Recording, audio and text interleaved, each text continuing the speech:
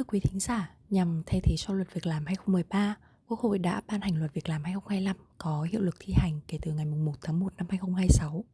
Các quy định về mức đóng, thời gian đóng bảo hiểm thất nghiệp và căn cứ đóng bảo hiểm thất nghiệp của Luật Việc làm 2025 phần lớn đều được kế thừa từ quy định của Luật Việc làm 2013. Trong tiết mục hôm nay, Văn phòng luật sư NH Quang và Cộng sự sẽ giới thiệu một số điểm mới liên quan đến Luật Việc làm 2025 mà quý vị có thể quan tâm. Điểm mới thứ nhất đó là Luật Việc làm 2025 bổ sung quy định về đăng ký lao động. Có hai nhóm đối tượng thực hiện đăng ký điều chỉnh thông tin lao động. Nhóm thứ nhất là người sử dụng lao động, người lao động đăng ký điều chỉnh thông tin đăng ký lao động khi đăng ký điều chỉnh thông tin tham gia bảo hiểm xã hội. Nhóm thứ hai là người lao động không thuộc nhóm 1 nêu trên. Nội dung thông tin đăng ký lao động thì bao gồm 5 nhóm thông tin.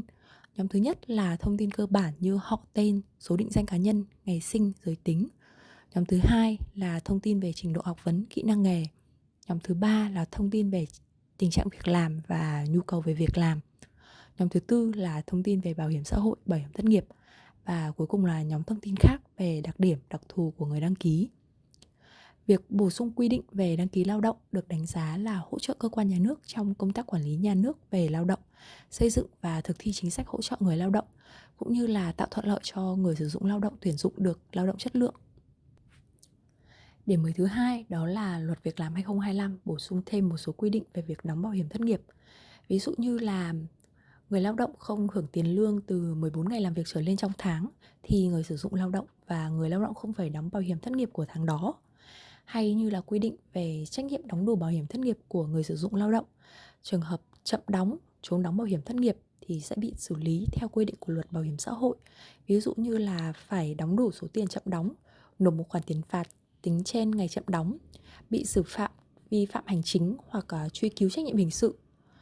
Ngoài ra thì việc đóng đủ bảo hiểm thất nghiệp cũng để kịp thời giải quyết chế độ bảo hiểm thất nghiệp cho người lao động trong trường hợp mà chấm dứt hợp đồng lao động, hợp đồng làm việc hoặc là chấm dứt làm việc.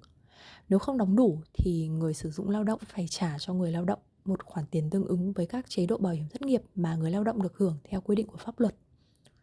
Bên cạnh đó, khi doanh nghiệp tuyển mới và sử dụng người lao động là người khuyết tật thì được giảm tiền đóng bảo hiểm thất nghiệp thuộc trách nhiệm của người sử dụng lao động phải đóng cho người lao động khuyết tật trong thời gian không quá 12 tháng.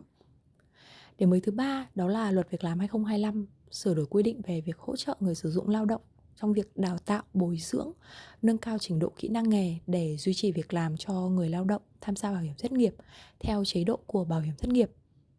Theo đó thì người sử dụng lao động được hỗ trợ trong 4 trường hợp sau. Thứ nhất là thay đổi cơ cấu, công nghệ hoặc là vì lý do kinh tế theo quy định tại Bộ Luật Lao động. Thứ hai là thiên tai, hỏa hoạn, địch họa hoặc là dịch bệnh nguy hiểm. Thứ ba là thực hiện theo quyết định của cơ quan nhà nước có thẩm quyền về việc di rời hoặc là thu hẹp địa điểm sản xuất kinh doanh. Và thứ tư là các trường hợp khác theo quy định của chính phủ. Để được hưởng hỗ trợ, người sử dụng lao động cần đáp ứng 2 điều kiện. Đó là đóng đủ bảo hiểm thất nghiệp từ 12 tháng trở lên trong thời gian 24 tháng tính đến thời điểm đề nghị hỗ trợ và có phương án đào tạo, bồi dưỡng, nâng cao trình độ kỹ năng nghề để duy trì việc làm. Quy định mới này của Luật Việc làm 2025 nhằm tạo thuận lợi cho người sử dụng lao động có thể dễ dàng tiếp cận chính sách hơn so với quy định của Luật Việc làm 2013. Trên đây là một số nội dung đáng chú ý của Luật Việc làm 2025 mà chúng tôi muốn giới thiệu tới quý thính giả. Mong rằng các cá nhân, doanh nghiệp và kiều bào ta ở nước ngoài lưu tâm tới văn bản này khi thực hiện để đảm bảo tuân thủ đúng quy định pháp luật. Cảm ơn quý thính giả đã lắng nghe.